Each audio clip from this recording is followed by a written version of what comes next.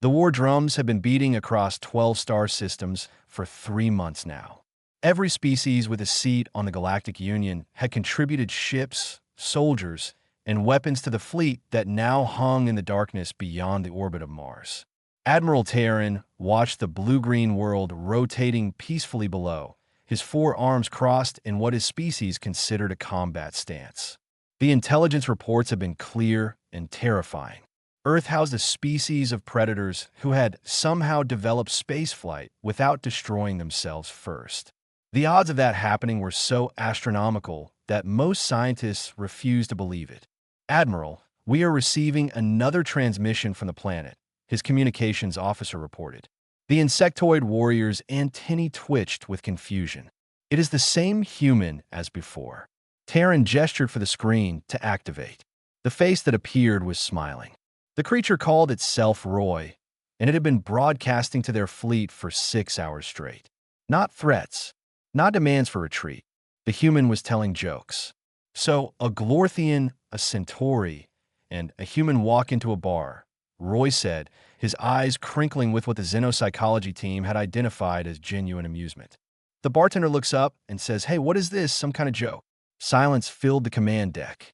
Terran's translator struggled with the concept. His tactical officer, a crystalline being named Alara, flickered with confused colors.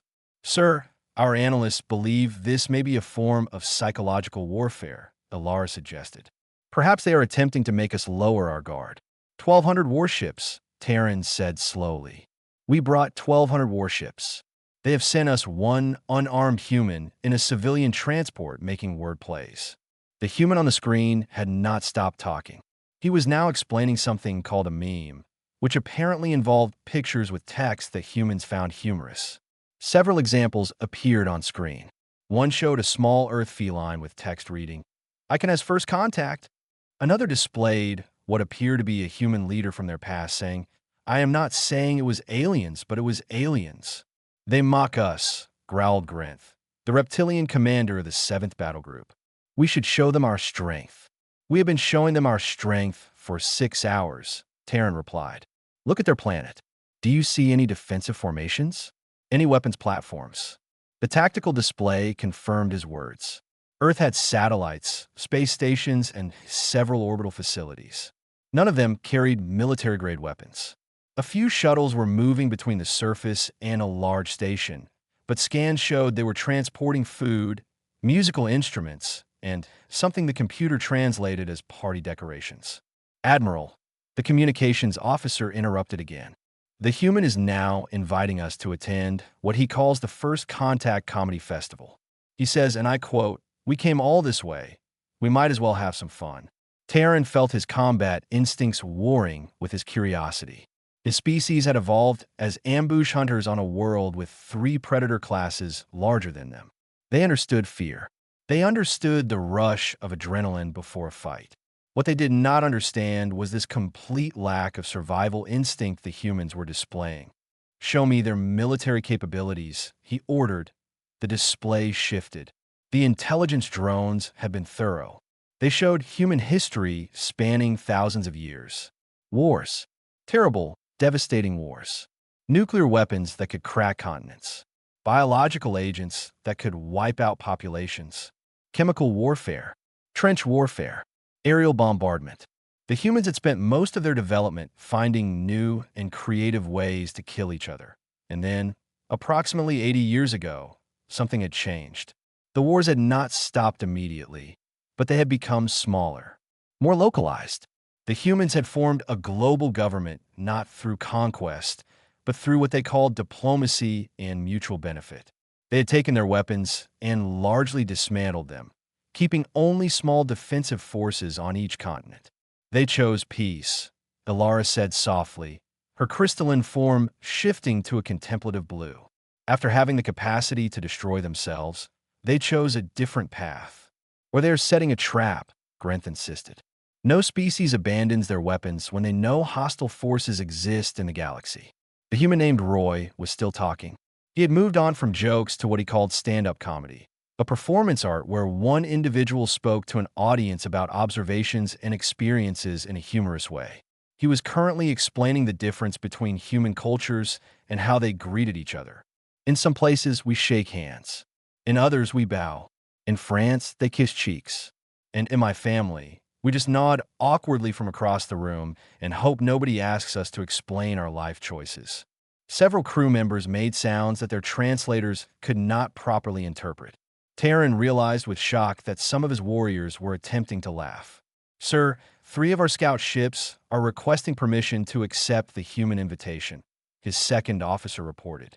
"They wish to attend this festival." "Denied," Terran said automatically. Then he paused. "What reason did they give?" Captain Rel of the Starfire says, and I am translating directly, that after 4 years on patrol duty fighting the Dominion remnants, he would really like to hear more of these jokes. He says it reminds him of the peace songs his creche used to sing before the war. Terran looked at the planet below. The humans had to know they were outgunned. Even with whatever hidden weapons they might possess, 1,200 warships represented enough firepower to crack their planet's crust. Yet they had responded not with fear or aggression, but with welcome and humor. "Open a channel," he said finally. "Direct line to this Roy." The human's face appeared, still smiling. "Admiral Terran, great to finally talk to you directly. Love the armor, very intimidating. The 4 arms are a nice touch. Hey, I bet you never have trouble carrying groceries, right?" "Human Roy," Terran said carefully. "You understand that we have the capability to destroy your world." "Oh, absolutely," Roy replied cheerfully. "We counted the ships. Very impressive fleet. But here's the thing, Admiral. We tried the whole mutual destruction route. Spent a few thousand years perfecting it. Then we realized something important. It is way more fun to not be dead. So we figured, why not try talking first? Maybe share some laughs, break some bread together. We make excellent pizza. Do you like pizza? Never mind, you will." Terran felt something he had not experienced in his 15 years of military service. He felt the beginning of a smile. 3 alien ships descended through Earth's atmosphere, while the rest of the fleet maintained what they called defensive positions, but what increasingly looked like nervous hovering. Commander Alara had volunteered to lead the first delegation, her crystalline body shifting through anxious purple hues as the transport touched down in what the humans had designated as the festival grounds. She had expected a military installation, perhaps a disguised fortress. Instead, she found herself standing in an open park surrounded by trees, with colorful fabric structures the humans called tents erected in neat rows. Thousands of humans moved through the space, many of them carrying food or sitting in groups. None of them appeared armed. Several were looking at the alien delegation with open curiosity and welcoming gestures. "Commander Alara, welcome to Earth." A human female approached, wearing bright clothing that seemed to serve no protective function. "I'm Dana, your cultural liaison. We are so excited to have you here. Can I get you anything? Water? Snacks? A program for today's events?" Alara's translator worked overtime. The human was speaking quickly, with genuine enthusiasm, and kept using contractions that made parsing difficult. "I require understanding of your defensive strategy," Alara said carefully. Dana blinked. "Defensive strategy? Oh, you mean for the festival?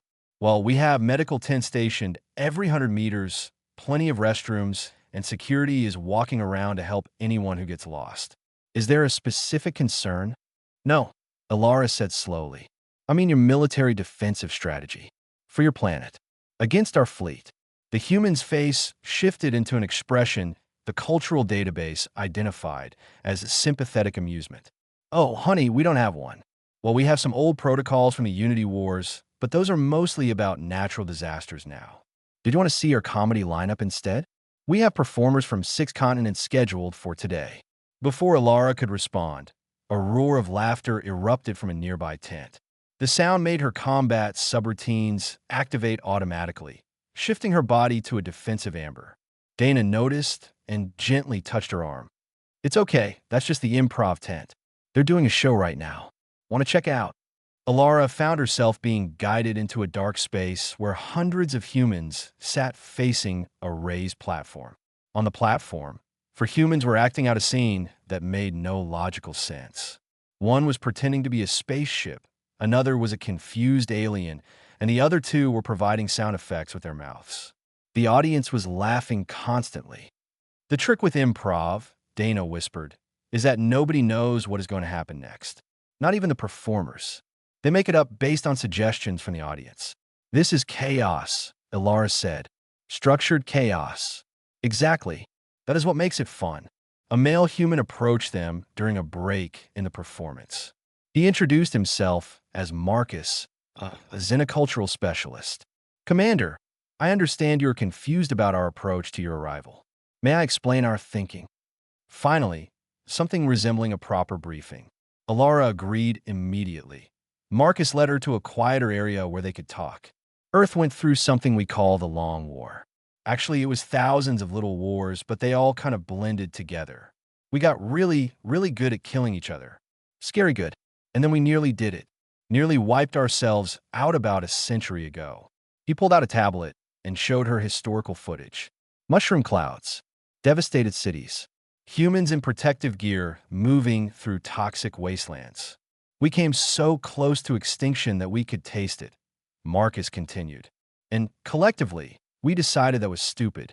Not just wrong or evil or tragic, but genuinely stupid. We had all this potential, all this creativity, all this capacity to do amazing things, and we were using it to make better weapons. So you abandoned warfare entirely? Ilara asked. Not exactly. We still have conflicts. We argue about resources, about borders, about ideas. But we learned something important. When you are scared, you make terrible decisions. When you are angry, you miss opportunities. But when you can laugh, when you can see the absurdity in a situation, you can think clearly. Another wave of laughter came from the improv tent. Marcus smiled. Humor is our pressure release valve. It is how we process trauma and fear and uncertainty. When your fleet showed up, yeah, a lot of people were scared. But then someone made a meme about it, and someone else made a joke, and suddenly we remembered that fear is just another problem to solve. And we solve problems better when we are not paralyzed by terror. Ilara processed this. Her species had evolved on a world with limited resources and constant competition. They had developed rigid hierarchies and strict protocols because flexibility meant death. But humans had evolved differently. They had survived not by being the strongest or the fastest, but by being adaptable. You are predators, she said. Our scans confirm this. Your eyes face forward. You have pursued endurance. You evolved to hunt. True, Marcus agreed. But we also evolved to cooperate. Humans are weird because we are both competitive and collaborative. We will compete over anything, make a game out of anything, but we also form bonds across family lines, tribe lines, even species lines. You know what we did when we found wolves threatening our ancestors? We did not just kill them all. We befriended some, turned them into dogs. Now they're our best friends. As if on cue, a human walked past with a small canine on a leash. The animal wagged its tail happily. Your defensive strategy is cultural assimilation, Ilara said with dawning understanding. No, Marcus corrective. Our strategy is making friends. There's a difference. We don't want you to become human. We want to learn from you and share with you. We want to find out what makes you laugh, what you value, what you dream about. And yeah, maybe we want to show off a little. We make really good music and food. Back on the flagship, Admiral Terran was receiving reports from the delegation. Commander Ilara had sent a single message. Request permission for extended cultural study. Humans have weaponized joy. Need to understand how. Attached was a video file of her first experience with something called a knock-knock joke. Her crystalline body had turned 17 different colors in confusion before finally settling on the bright green of genuine delight. Grinth had fought in 47 battles across his 20-year military career. He had led boarding parties onto enemy vessels. He had stared down plasma cannons without flinching. He had earned 17 commendations for valor under fire.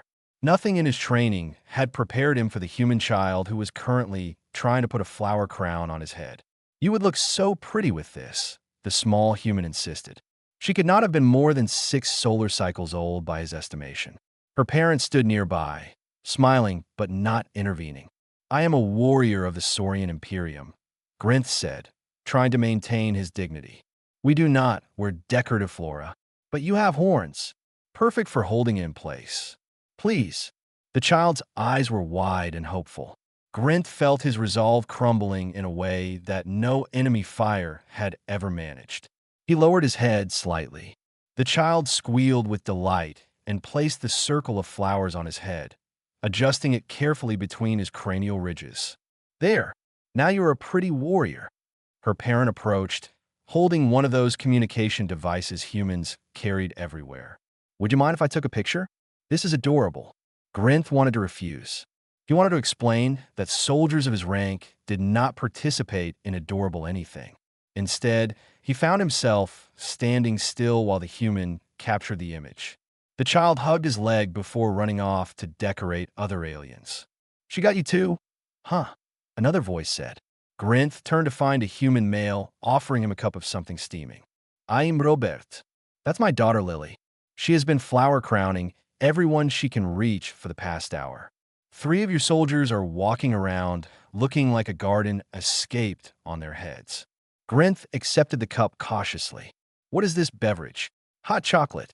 Non-toxic to most species according to the xenobiology team. It is basically sugar, cocoa, and milk heated up. Comfort drink. The reptilian warrior took a careful sip. The warmth and sweetness were unexpected, but not unpleasant. Your offspring shows no fear of beings who could harm her.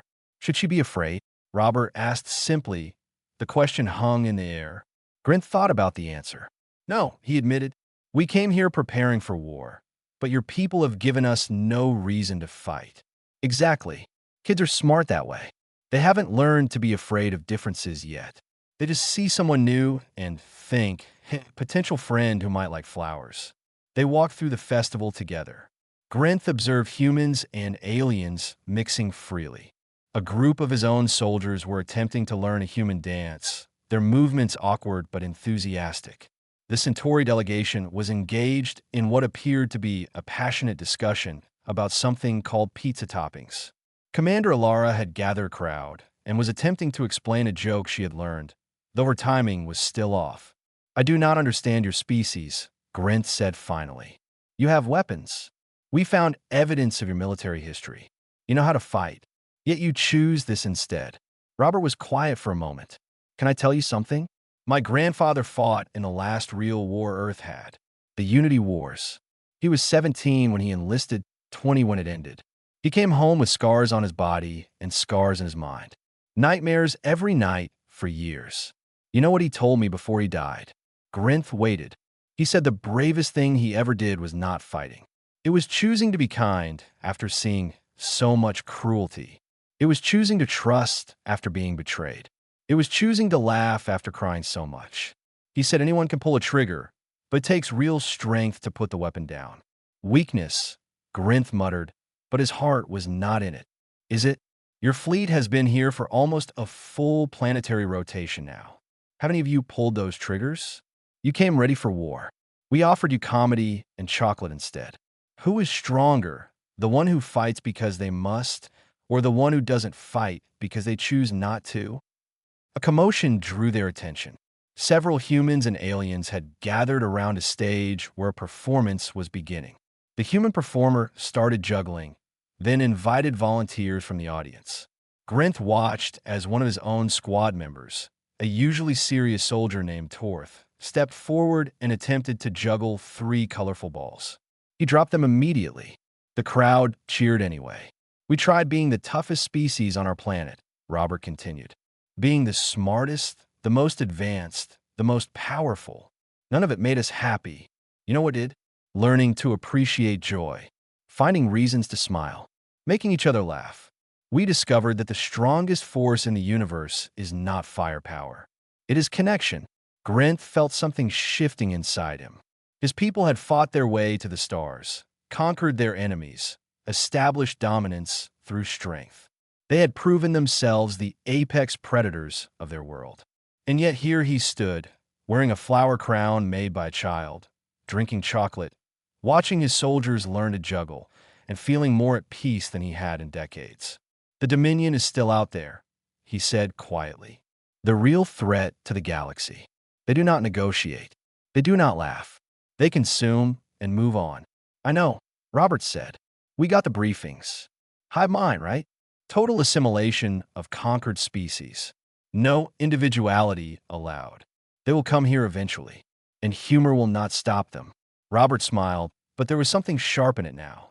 Something that reminded Grinth that these were still predators, still the descendants of hunters who had survived ice ages and plagues and their own worst impulses.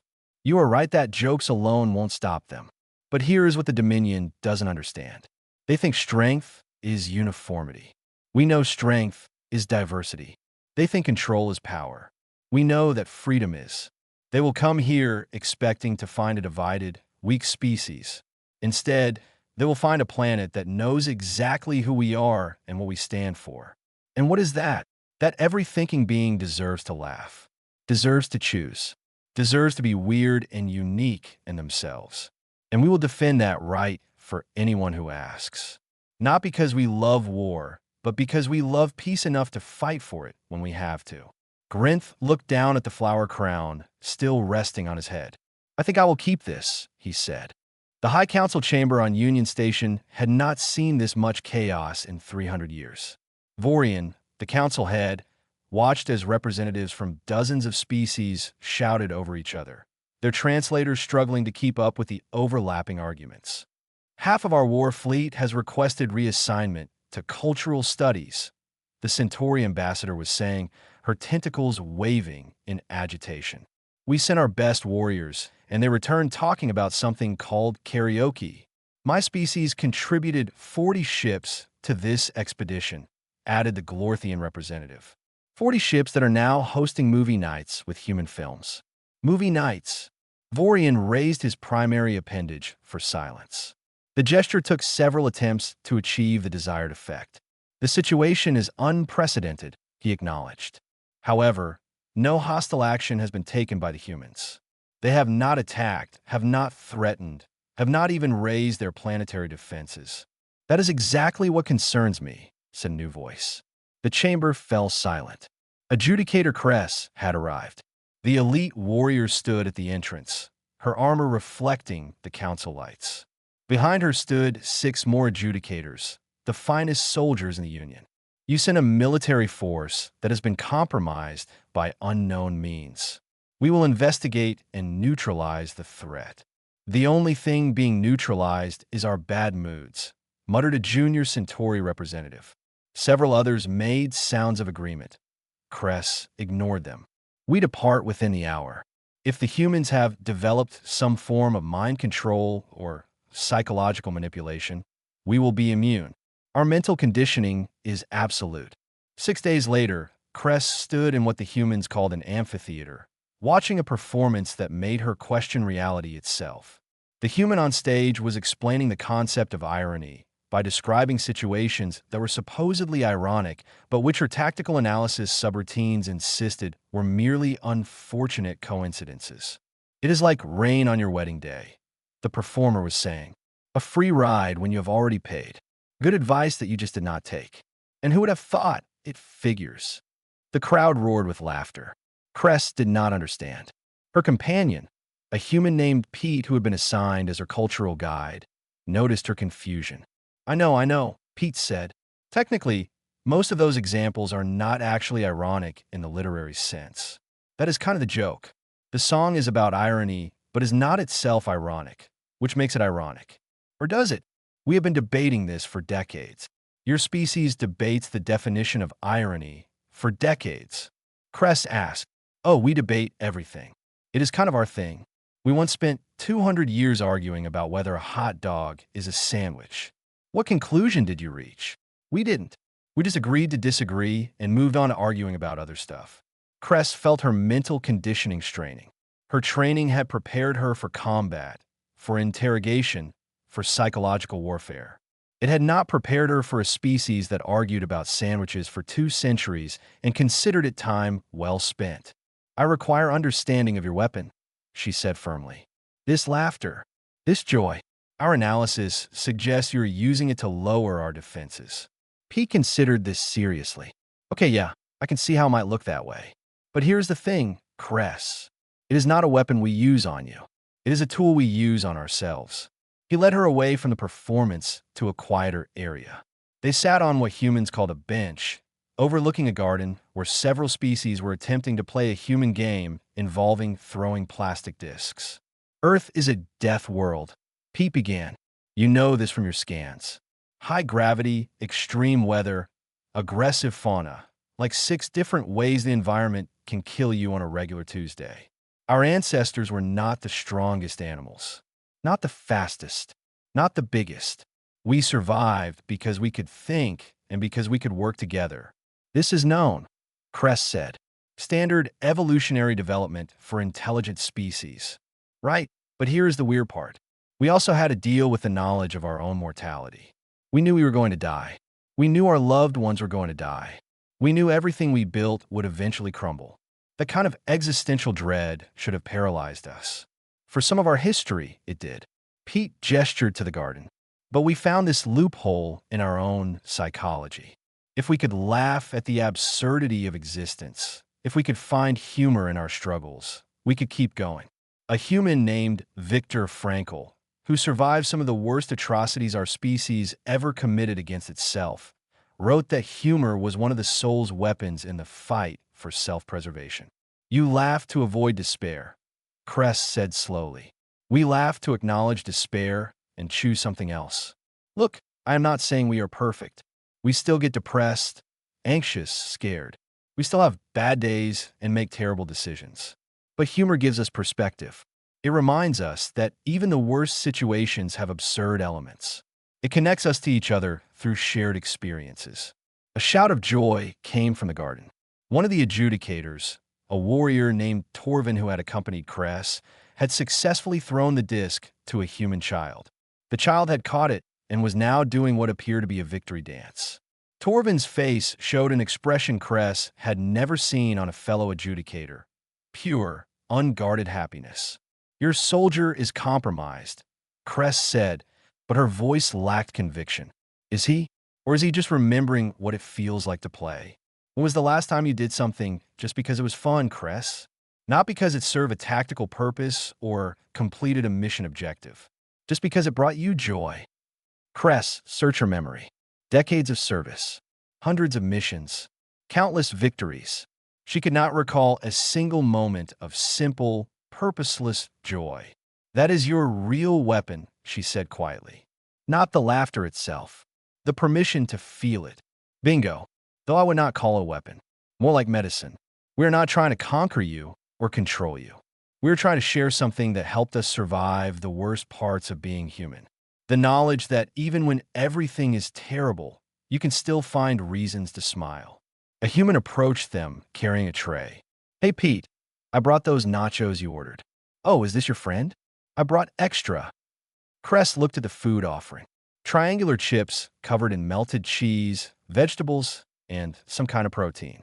It smelled appealing. Her training said to refuse, to maintain her discipline, to resist potential manipulation. Her instincts, buried under years of conditioning, said something else entirely. She reached for a chip. The Dominion did not announce its arrival.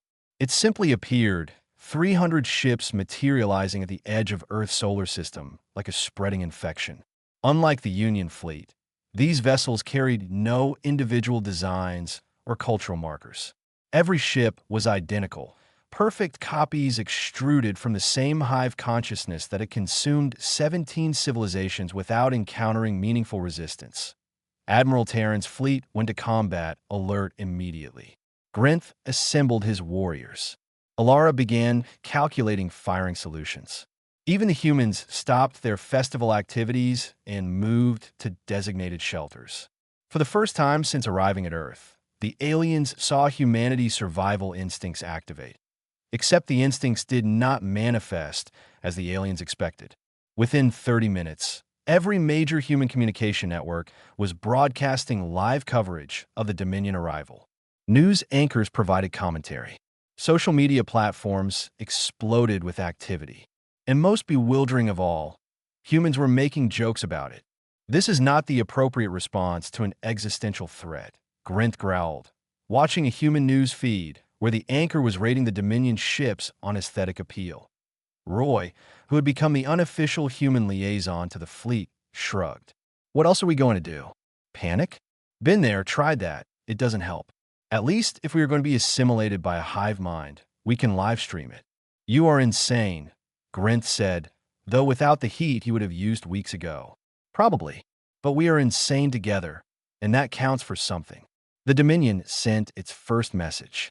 Unlike the humans with their jokes, or the Union with their diplomatic protocols, the Dominion communicated in pure data. The translation was simple and absolute. Submit or be consumed. Resistance is irrelevant. Your individuality will be absorbed into the collective. You have 12 hours to comply. The human response went out 6 minutes later. It was a single video file. Ambassador Roy appeared on screen, sitting in a casual chair with Earth visible through a window behind him. Dear Dominion, he began. Thank you for your message. We appreciate you giving us 12 hours. That is actually very considerate. Most conquerors just show up and start shooting. Real-time saver. However, we have a counter-proposal. Instead of the whole submission and consumption thing, what if we just talk? We have snacks. The video continued for 3 minutes.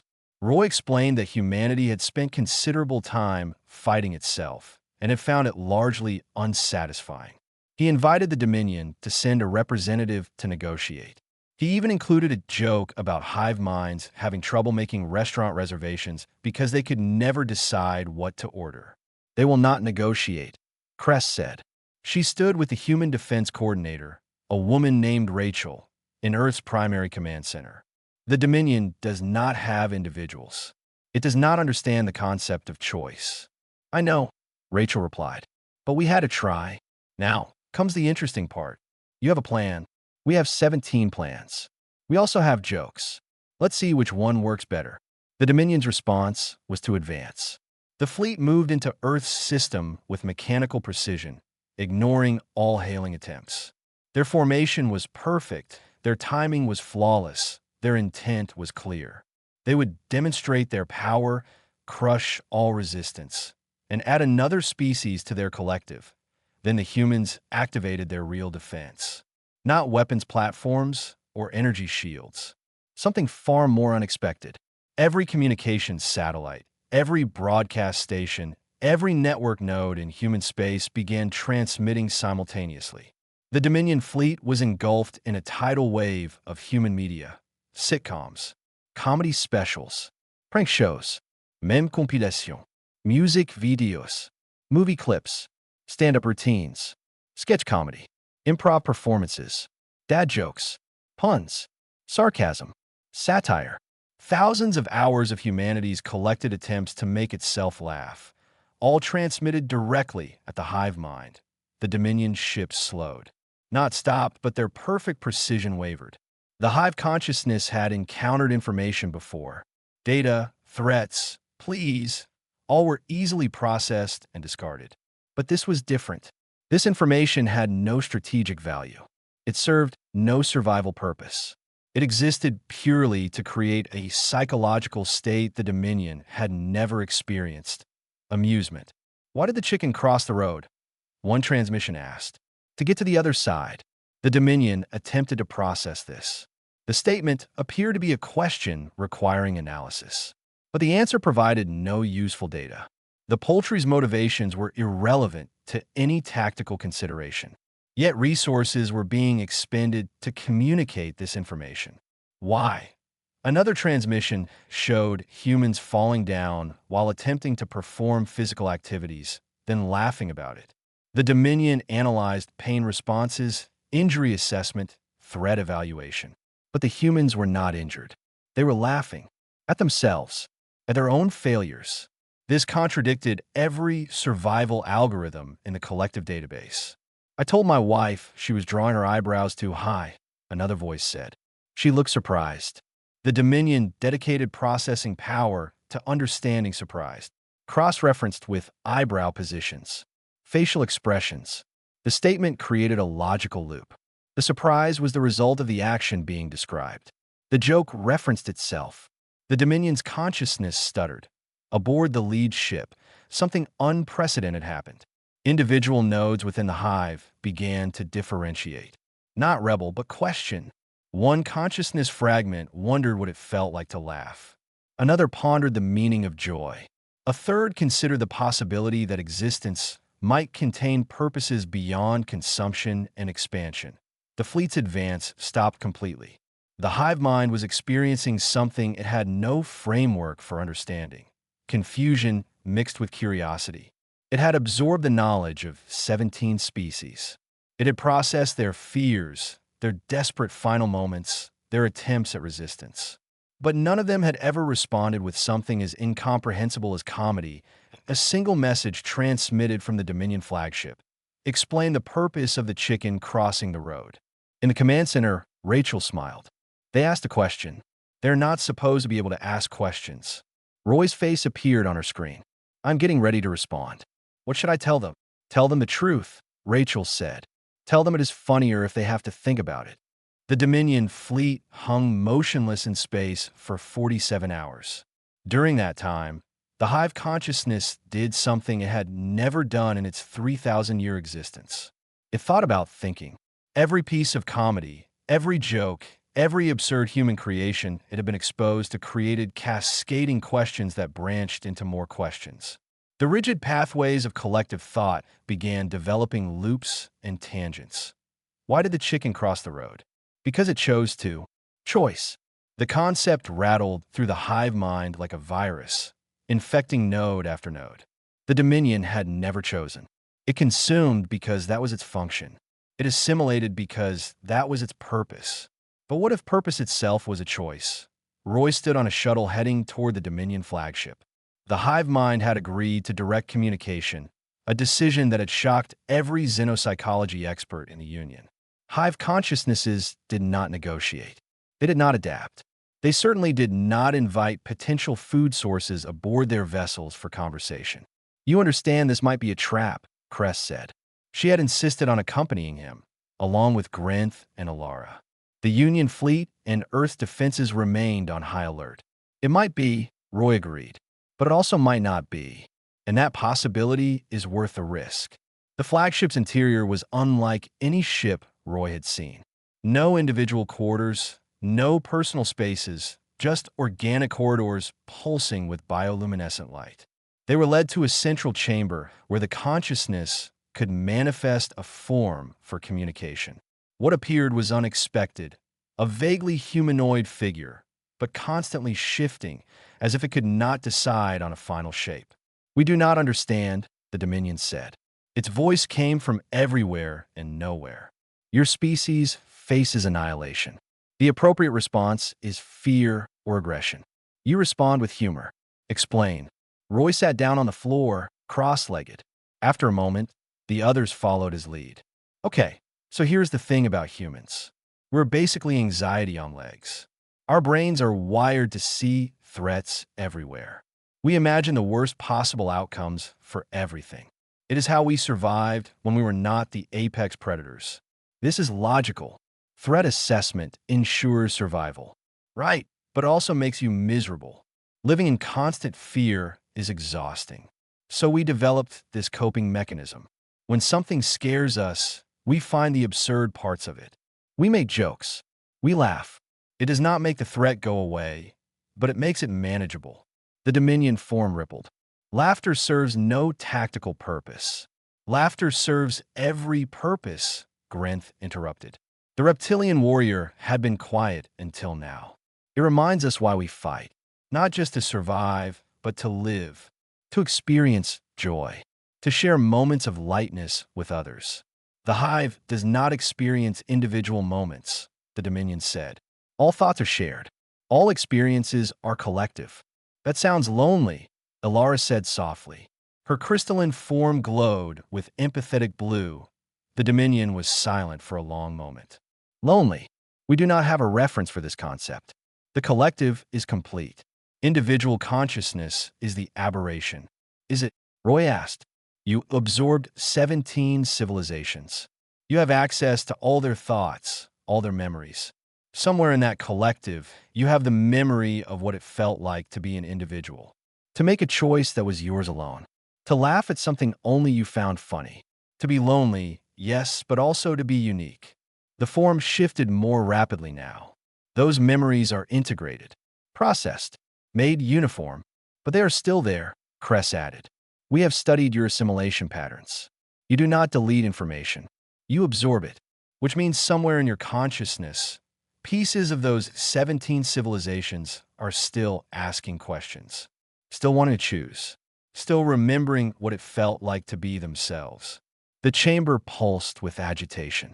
The Dominion's presence pressed against their minds, and for a moment Roy felt the weight of 3,000 years of absolute certainty wavering.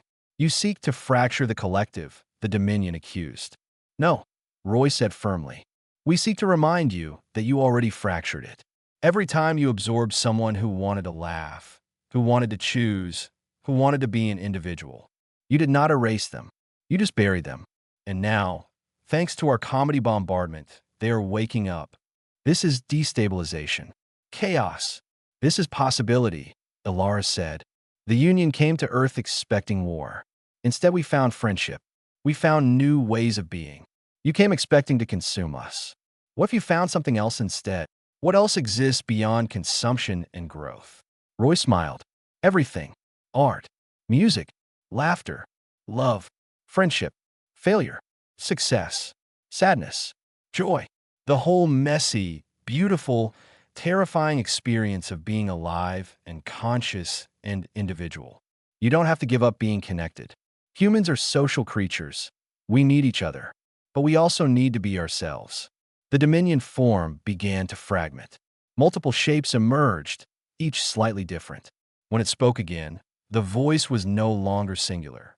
It was a chorus, slightly out of sync, each with its own inflection. We are experiencing conflict. Multiple nodes are expressing desire for individual expression.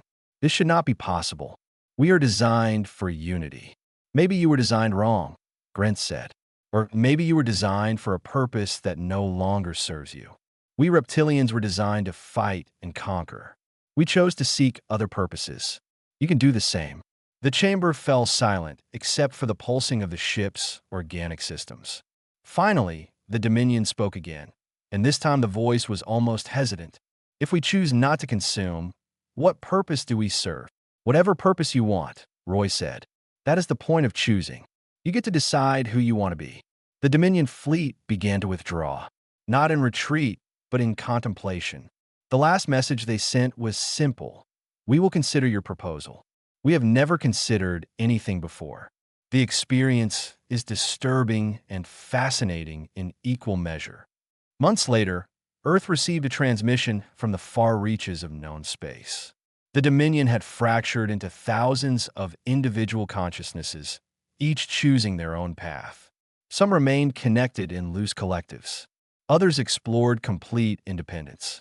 A few had apparently started a comedy troupe, though their timing was still terrible. Admiral Terran opened the first interspecies comedy club on his homeworld. Grinth retired from military service to teach xenocultural studies, specializing in humor as a diplomatic tool. Ilara wrote a best-selling book titled The Day We Stopped Being Warriors and Started Being Friends. And Roy? He continued doing what he had always done, making jokes, building bridges, and reminding the galaxy that sometimes the strongest weapon is the ability to make someone smile.